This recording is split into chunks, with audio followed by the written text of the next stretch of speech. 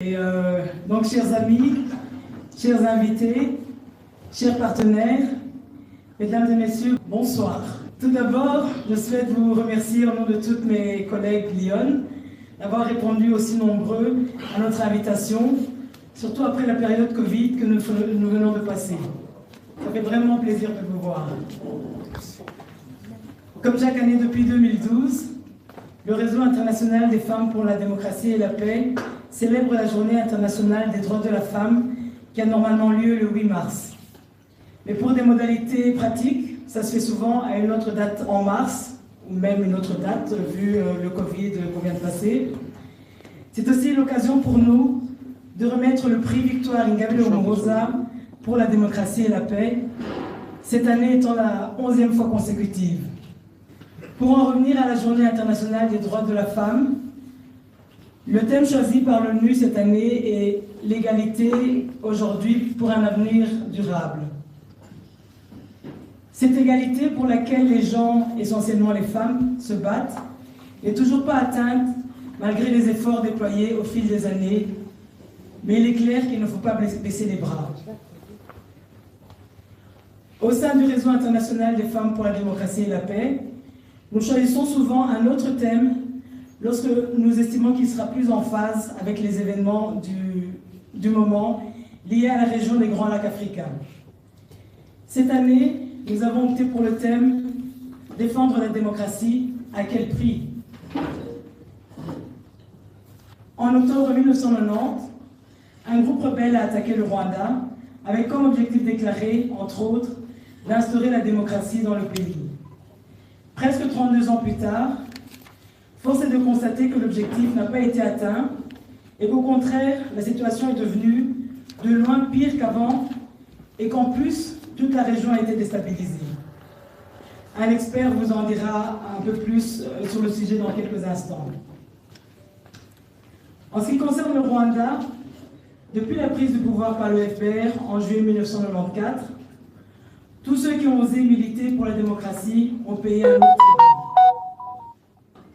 Malgré qu'ils aient tous essayé de revendiquer leurs droits de manière pacifique, le régime en place ne veut rien entendre. Entre autres, on peut parler du cas de Madame Victoire Ingabire Umuhoza, qui a pris son courage à deux mains, a quitté sa famille et une situation confortable en Hollande pour se rendre au Rwanda en tant que fille du pays qui rentre chez elle, comme elle l'a déclaré elle-même à son arrivée à Kigali, le 16 janvier 2010. Depuis lors, elle a tout subi, mais elle tient bon et continue sa lutte pour une démocratie et une paix durable dans son pays.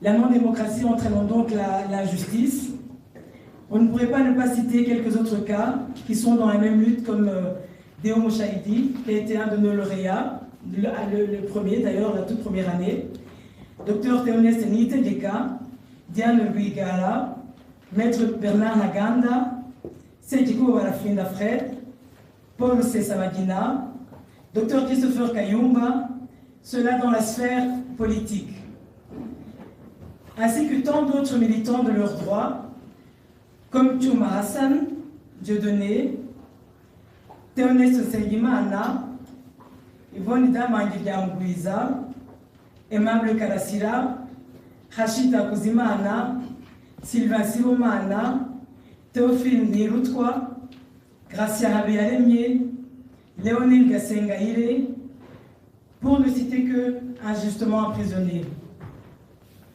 Que dire de ceux qui ont payé de leur vie?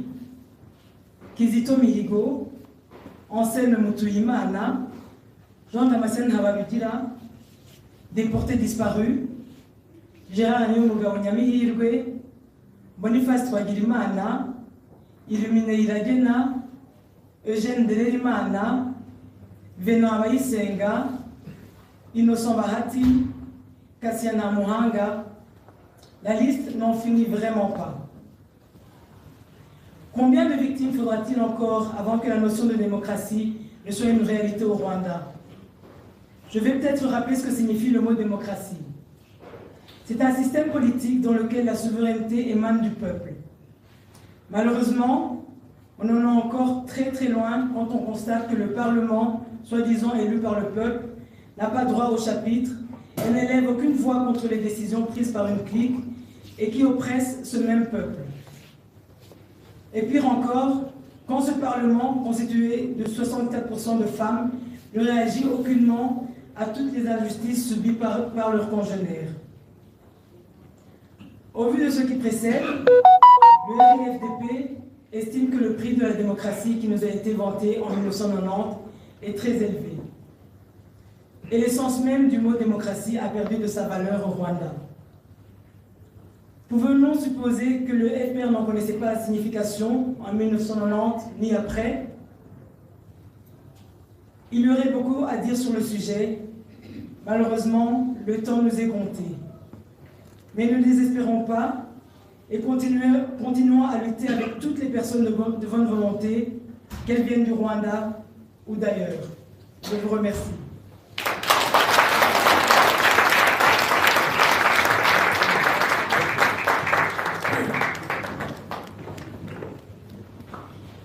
Un tout grand merci.